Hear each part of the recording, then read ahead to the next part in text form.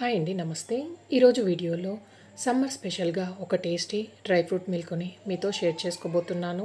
ఈ ఎండాకాలంలో పిల్లల నుండి పెద్దవాళ్ళ వరకు చల్లగా ఏదో ఒకటి తాగాలనిపిస్తుంది. అలాంటప్పుడు ఇలా చాలా సింపుల్గా ఇంట్లో ఉన్న వాటితోనే ఈ డ్రై ఫ్రూట్ మిల్క్ని మీరు కూడా తప్పకుండా ట్రై చేయండి.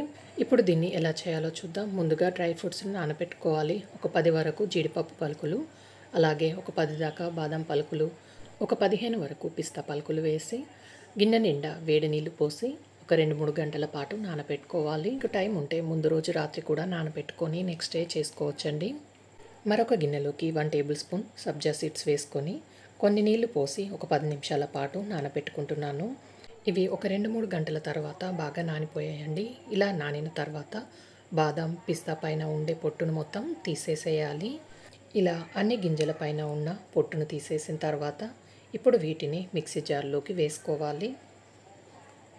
ఇప్పుడు ఇందులోకి ఒక 3 వరకు యాలకులను వేసుకొని దీంట్లోనే 2 టేబుల్ స్పూన్ వరకు కస్టర్డ్ పౌడర్, అలాగే 1 టేబుల్ స్పూన్ మిల్క్ పౌడర్ వేసి 1/2 కప్పు వరకు చక్కెరను వేసుకోవాలండి. మీరు చక్కెరకు బదులుగా పటిక బెల్లాన్నైనా కూడా యూస్ చేసుకోవచ్చు.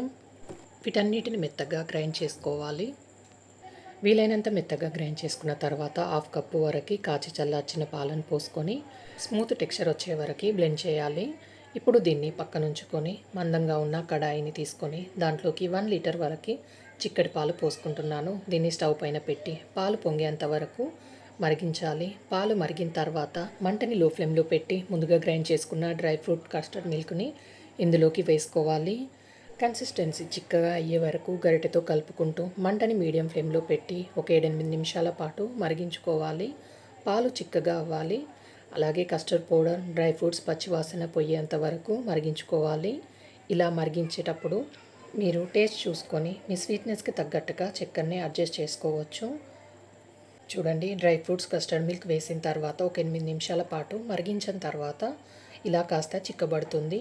ఈ కన్సిస్టెన్సీ వచ్చే వరకు మరిగించుకొని స్టవ్ ఆఫ్ చేసి దీన్ని పక్కకు దించేయాలి. ఇప్పుడు దీన్ని పూర్తిగా చల్లారనివ్వాలి. ఇది చల్లారిన తర్వాత ఇంకొంచెం చిక్కబడుతుంది. పూర్తిగా చల్లారాక నానబెట్టుకున్న సబ్జా సీడ్స్ మొత్తాన్ని వేసేసేయాలి. అలాగే సన్నగా కట్ చేసుకున్న డ్రై ఫ్రూట్స్ ముక్కల్ని 1/2 కప్పు దాకా వేసుకొని మీకు నచ్చిన డ్రై ఫ్రూట్స్ని వేసుకోవచ్చు.